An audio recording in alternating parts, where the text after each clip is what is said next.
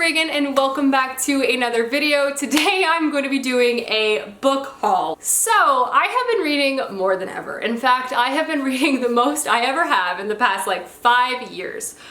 So needless to say, I've also been buying books at a pace like I haven't seen in years, but that's all right. I am supporting local bookstores and my favorite businesses, so hey. And I have all these amazing new books to read. So who is complaining? Definitely not me. Today I have some really exciting new releases to chat through, as well as some really classic fantasy faves, which I'm pumped to finally have in my possession as I feel ready to take them on. But without further ado, let's go ahead and dive right in. Of course, the first few books I'm going to be chatting through are from Book of the Month. They are my fave. They are the loves of my life. I love working with them and I am partnering with them again as a Book of the Month ambassador. If you guys are not familiar with the service, Book of the Month is an amazing online book subscription service. Essentially, they curate a selection of 5 new release hardcovers every single month from a huge array of genres. It's a wonderful way to discover new books from different genres that you might not expect. I have found so many favorites that I would not have otherwise known about if not through Book of the Month. Essentially how it works is you pick one book for $14.99 and it's sent directly to your door. Again, always a hardcover, and you're also able to select up to 2 add-ons from past months and from their very expansive backlog. It's super easy to skip a month if you're not interested in the book. Personally, I've never had that problem because there are so many different types of books available every month. They also always mix in YA titles sometimes for the 5 selections, and they're always usually available as add-ons, which I think is great because I definitely read both adult and YA. Per usual, I do of course have a coupon code. It's May 5, which allows you to get your first box, your first book for only $9.99, which is again a new release hardcover. Otherwise, it is $14.99 at normal price, which I'll have a link to everything down below to learn more information, as well as the code. But without further ado, let's dive into this month's books. So the first book in the box, I honestly think this might be my favorite of the group, only because I have heard such exceptional early buzz about this, and it is The Book of Longings by Sue Monk Kidd. Obviously, this is a very famous author, Secret Life of Bees, and all of that. I have previously loved her writing, and I'm really intrigued about this book. This is a reimagining and a historical fiction novel following a woman set in the 1st century. And it basically follows a girl who falls in love with Jesus and kind of the historical setting of when Christianity was rising, set during the time of sort of the beginning of the fall of the Roman Empire. I've honestly never read a book during this time period, and I've also never read a work of fiction kind of taking on this type of material. It's said to be meticulously researched. It's said to be a beautiful, captivating tale. I obviously have so much faith in Sue Monk Kidd's writing, but this particular book really intrigues me a lot. On the back, it has this beautiful bit of writing. It says, "I am Anna. I am the wife of Jesus ben Joseph of Nazareth. All my life longings lived inside me, rising up like nocturnes to wail and sing through the night." It follows their marriage, it follows their love, it also follows her who wants to pursue scholarly pursuits. I'm really interested by this book. Again, never read anything quite like this before. I've heard incredible things already about this, and so I'm really excited to have this in my possession. I love historical fiction, so this really is right up my alley. Next book also I am really excited to have, and that is The Knockout Queen. And this is a tale of friendship set in the suburbs of California. I love suburban tales. I also love tales that really hyper focus in on a relationship between 2 unlikely friends, and that is definitely this story. One of our main characters is this beautiful blonde rich girl who seemingly has it all. She lives in this big home, she has a swimming pool in her backyard, and she has dreams of being an Olympian. She lives next door to a boy named Michael who lives in a smaller cottage, and essentially they encounter each other when he's caught smoking in her side yard. Both of these characters are harboring secrets. Michael is pretending to be straight at school, but at night he's basically having a lot of online relationships with different men to explore his own sexuality, and when he falls in love for the first time, a bunch of vicious gossip begins to circulate around school.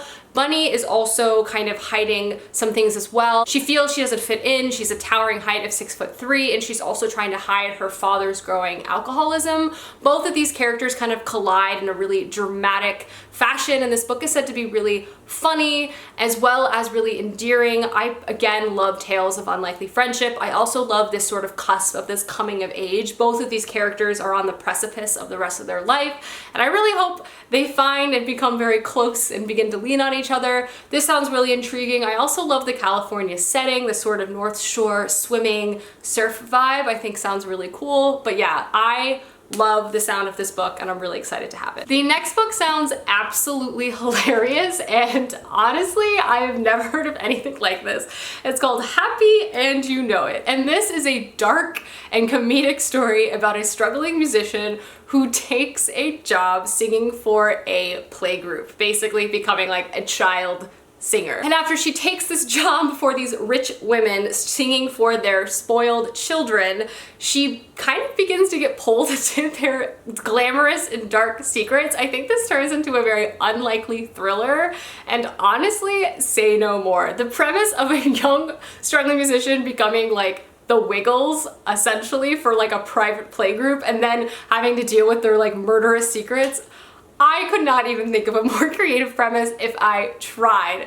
Like, I was hooked by the first sentence of reading this synopsis. But yeah, this is said to be both filled with humor, shocking twists, and honestly in a very interesting look on motherhood. Again, intrigued, want to read this right away. Love it. The next book is definitely a much darker thriller focus, also centered around marriage and kind of that sort of thing. And this follows our main character, who is currently working at a very elite law firm. She's obviously a lawyer and she's working exceptionally long hours. Previously, she never really wanted to work at an elite law firm. She had this really great, well underpaid job as a federal prosecutor, and she was really happy there with her husband. But upon reflection, she realizes that maybe her marriage, as well as that time, wasn't as perfect as she seems, and her marriage is beginning to kind of have cracks and fall apart.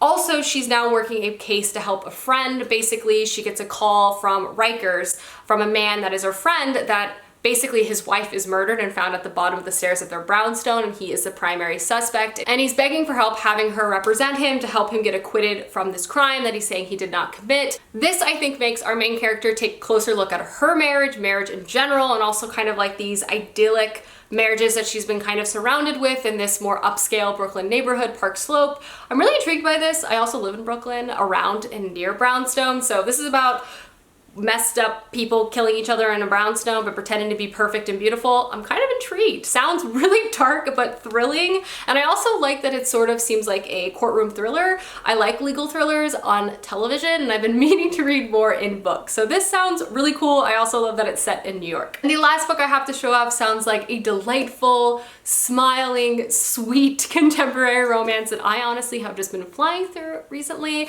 and that is The Boyfriend Project. And this follows our main character, Samaya, who at the start of this book becomes, unfortunately, Twitter notorious because she essentially is catfished by this man who's catfished 2 other women, and it becomes viral. So essentially these 3 women come together and make a pact. They're gonna spend the next 6 months, become really good friends, and also just embrace themselves and begin to pursue the things that they haven't been pursuing, and just kind of like, you know, like an eat, pray, love scenario. Make themselves better, focus on the things that they love. So because of this, Samaya decides that she's finally gonna pursue the app that she's always dreamed of making, and she works to get it developed. In doing this though, she meets a really beautiful man in the process, and it's really trying her no-man pact for that 6 months. So I think this is all about the back and forth of that. It sounds really fun, really charming. I love the app development part of it, and also the Twitter viralness. I think those are very like modern settings and also really creative. But yeah, this sounds like a lot of fun,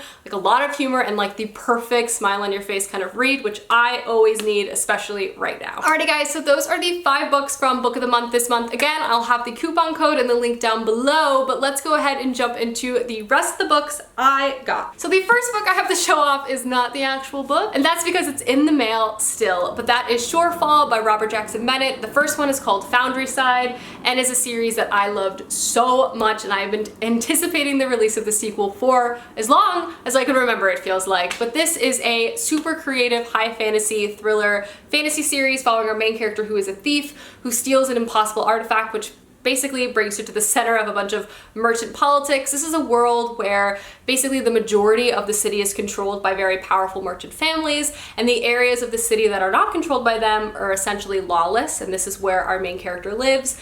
The magic system is super creative. It's kind of like fantasy coding. So if you can understand the language of a material, you can alter it by kind of hacking it. It's so cool. Loved the first one. Absolute page turner. Has great romance and fantasy and magic and adventure. Everything. So excited to have the sequel. It should be coming in the next couple days, but I wanted to include it in this video. The next two fantasy books I'm going to show off are by the same author, and both of them are from recommendations from another booktuber called Daniel Green. He's great. He does a lot of fantasy videos and fantasy recommendations. Both of them are by Mark Lawrence, who wrote the Prince of Florence series, which I did try to read a very long time ago, but it didn't really intrigue me. But since he's come out with other books that do really intrigue me. The first one is Red Sister, which is book one of The Ancestor. This is essentially about killer nuns, I think, like assassin nuns. I really don't know too much more than that, but really that was the buzzword. I was like, oh, say no more, I'm gonna buy that. But yeah, apparently this is so good, lots of action, absolute page turner. I love the concept, so I really just bought it based off of that one line alone. So this is the first one. It's a completed trilogy, which also really appeals to me because it's just easy to marathon that way. So I have book one here, and I'm pumped about it. I also decided to pick up his new release, which is The Girl and the Stars, which is the first book of The Ice. And this is a new stunning fantasy series, and it's actually set in the world of Red Sister, so I'm pretty sure I need to read this trilogy before I read this, but I really liked the hardcover and I wanted to make sure I had it in my hands. I'm not gonna read the synopsis too deeply because I don't want any spoilers, but I think this is set obviously in kind of a northern icy sort of setting, which I think is cool, and I think it's about a young girl fighting to survive solo in this world. So Mark Lawrence, new author for me in the fantasy space, and I'm excited to check it out. Fighting nuns, solo girl in the ice world.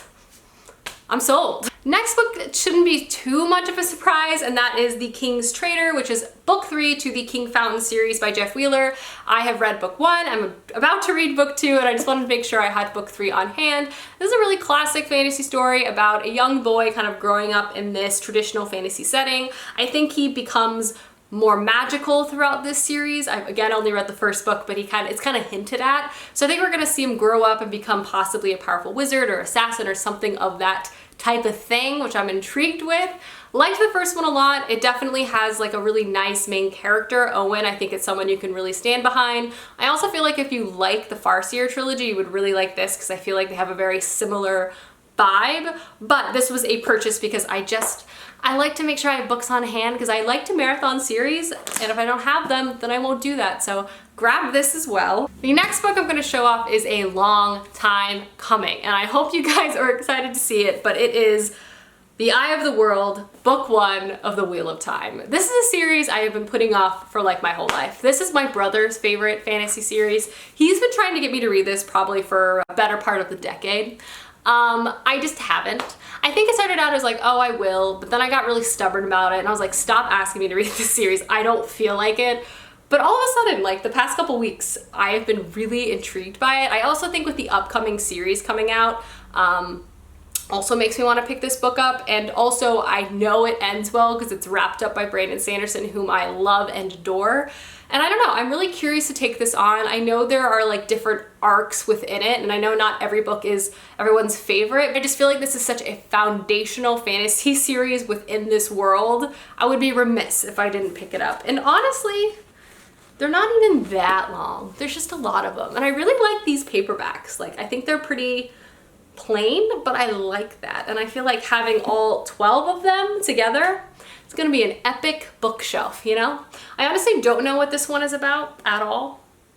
But it says the Wheel of Time turns and ages come and pass. What was, what will be, and what is may yet fall under the shadow. Let the dragon ride again on the winds of time. So yeah, I think this definitely takes place over a lot of time, which I'm into. So I finally picked up this book, and I think I'll probably read it soon. Once I finally finish The Burning White, which now I'm scared to because it has mixed reviews and I just like don't know what to do about it. Last fantasy book I picked up is The Full Moon by Jim Butcher. This is book 2 to the Harry Dresden Files. I read book 1 last month, really liked it, so I want to continue on. This is an urban fantasy wizard detective story. It's very serialized, but I feel like it kind of grows and expands as I keep saying. I liked the first one. I'm hopeful to continue on with the series, so I immediately picked up book 2 so I could have it on hand in my e-reader to get to, but I'll keep you guys posted as I feel about this. It's funny.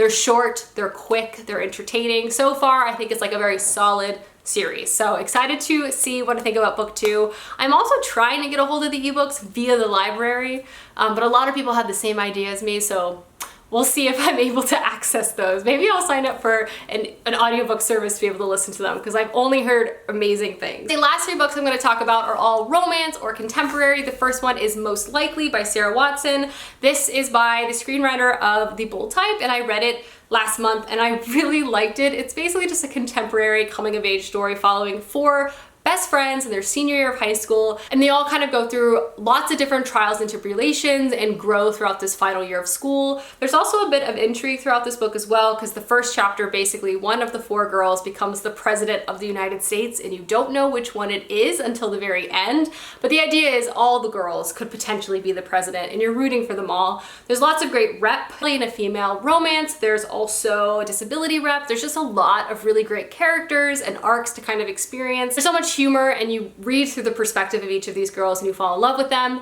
I love it, and I really enjoyed it. It's a really cute, great coming of age contemporary story.